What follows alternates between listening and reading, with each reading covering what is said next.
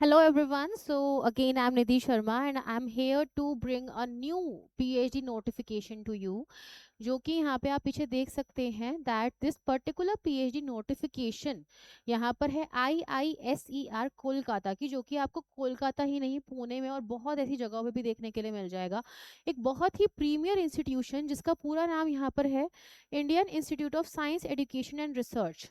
तो यहाँ पर आई है पीएचडी की वैकेंसीज। तो अब इसके बारे में हमें पता कैसे लगेगा, क्या हमें इसमें करना पड़ेगा अप्लाई करने के लिए। तो गाइस आ जाइए पता करते हैं इसके बारे में। तो सबसे पहली बात, आप गूगल पे जाइए, ठीक है, और वहाँ पे आपको यहाँ पे टाइप करना है IISER कोलकाता। वो टाइप करने के बाद ही आपके पास आ जाएगा ये पूरा का पूरा इंटरफेस। यहाँ पे जाके चले जाइए पीएचडी एप्लीकेशन पोर्टल के ऊपर, क्योंकि जो एप्लीकेशंस है वो स्टार्ट हो चुके हैं 8 मार्च से। ठीक है, तो थोड़ा सा आप देख लेते हैं इसके बारे में कि क्या क्या लिखा हुआ है यहाँ पे, ताकि आप लोगों को इंपॉर्टेंट इन्फॉर्मेशन जो है वो पता लगती रहे। तो यहाँ पे लिखा हुआ है कि आपके जो एप्लीकेशन फॉर्म्स हैं, ठीक है, वो यहाँ पर किस प्रकार से आपको भरने और क्या उसका आपका अमाउंट रहेगा। सबसे पहली चीज़ यहाँ पर ये दी हुई है which is 200 for general category, EWS category, OBC and NCL के लिए। और अगर एप्लीकेशन फ़ी हम यहाँ पे बात करते हैं PWD, SC और ST कैटेगरी की, तो वो 100 रुपये की आपकी फ़ीस है।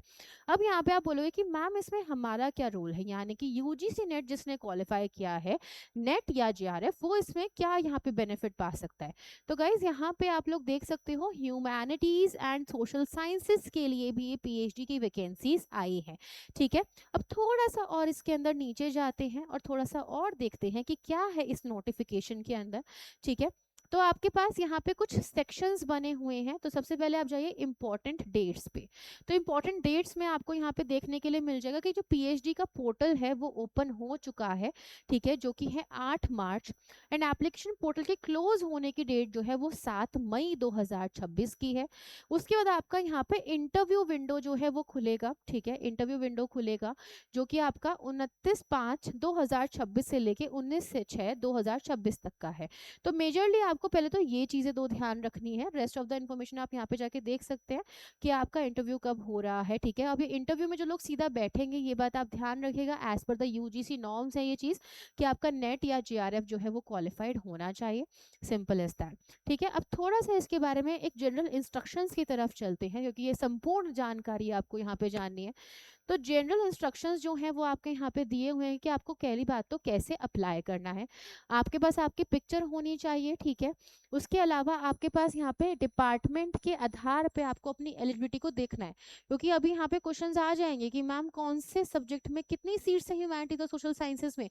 तो यहाँ पे जो डिपार्टमेंट है ह्यूमैनिटीज और सोशल साइंसेस वो आपको इसी पर्टिकुलर वेबसाइट पे मिल जाएगा। वहाँ जाके आप अपने रिस्पेक्टिव सीट्स को चेक कर सकते हैं। नहीं तो आपको एप्लीकेशन फॉर्म भरते समय भी यहाँ पे पता लग जाएगा, जो कि ये पर्टिकुलर आपका लिंक है जहाँ पे आप ऑनलाइन एप्लीकेशंस को फिल कर सकते हैं गाइस। ठीक है, तो यहाँ पे जाइए और अपने एप्लीकेशंस को फिल करिए। मेक श्योर कि आपका जो एप्लीकेशन है वो पूरी तरह से कंप्लीट होना चाहिए। इनकम्प्लीट हो गया तो फिर आप लोगों का फॉर्म रिजेक्ट हो जाएगा, एज यू नो। और एप्लीकेशंस जो है वो यहाँ पे आपके पास रिकमेंडेशन लेटर एक साथ में होना चाहिए। Now what is recommendation letter, ये कुछ हम लोग यहाँ पर नया देख रहे थे। अब यहाँ पे आपके पास नेट और JRF अगर है भी, तो आप लोगों को एक रिकमेंडेशन लेटर यहाँ पे चाहिए होगा। ठीक है, किसकी तरफ से, अपने खुद की यूनिवर्सिटी के किसी प्रोफेसर से आप इसको ले सकते हो। तो ये यहाँ पे लेटर ऑफ रिकमेंडेशन आपके दो किसी प्रोफेसर से आपको दिया जाएगा, जहाँ पे आपके बारे में वो सारी बातें, आपका इवैल्यूएशन लिखेंगे कि एक बच्चे का जो जनरल एप्टीट्यूड है वो कैसा है, उसको कितना यहाँ पे हम लोग ग्रेड करना चाहते हैं, उसका साइंटिफिक इंटरेस्ट कहता है, उसके खुद के डिसिप्लिन, अगर वो ह्यूमैनिटीज से है तो उसकी नॉलेज यहाँ पर कैसी है, वो सब चीज़ें आपको यहाँ पे अपने रिकमेंडर से करवानी पड़ेगी, जो कि आपके मोस्ट प्रोबेबली कोई मास्टर्स के सुपरवाइजर हो सकते हैं। ठीक है, तो उनसे आप लोग इस चीज़ को करवा सकते हैं, या फिर मास्टर के कोई भी प्रोफेसर हो सकते हैं। ऑलराइट, तो आप उनसे इस चीज़ को रिकमेंडेशन को करवाइएगा। ऑलराइट, तो ये आप लोगों का एक तो फॉर्म का बात हो गई। अब चलते हैं हम लोग यहाँ पे थोड़ा सा और पीछे। ठीक है, तो ये जो आपका रिकमेंडेशन लेटर है ये आपको अपने इंटरव्यू के टाइम पे लेकर के जाना है एक प्रॉपर एनवलप में, सील्ड करके। ठीक है, ये चीज़ आप ला ध्यान रखिएगा। अगर आपका जो ऐसा डिपार्टमेंट है, मान लीजिए कि ह्यूमैनिटीज डिपार्टमेंट कह देता है कि आपको यहाँ पे ये एनवलप जो है मेल कर दिया जाए, ठीक है, ऑनलाइन मीडियम के थ्रू, तो वो भी यहाँ पे हो सकता है, वो यहाँ पे इन्फॉर्म हो जाएगा आपको। ठीक है, वो एप्लीकेंट्स को डायरेक्टली इन्फॉर्म हो जाएगा। ठीक है, डॉक्यूमेंट्स आपको क्या क्या चाहिए जब आपका सिलेक्शन हो जाएगा, ठीक है, किस चीज़ के लिए, टेस्ट के लिए, इंटरव्यू के लिए, बिकॉज जिनका नेट जेआरएफ क्वालिफाई नहीं है, ठीक है, वो लोग यहाँ पे टेस्ट दे सकते हैं, ये बात भी आपको पता होनी चाहिए। ठीक है, तो वो लोग यहाँ पे अपना सिलेक्शन के टाइम पे या फिर आपका जो टेस्ट आप दे दोगे उसके बाद आप इंटरव्यू में बैठोगे, आपको अपने कुछ डॉक्यूमेंट्स को लेकर के जाना है, जो कि आपके सारे के सारे बेसिकली जितने आपके एजुकेशनल डॉक्यूमेंट्स हैं वो सब होने चाहिए along with your recommendation letter.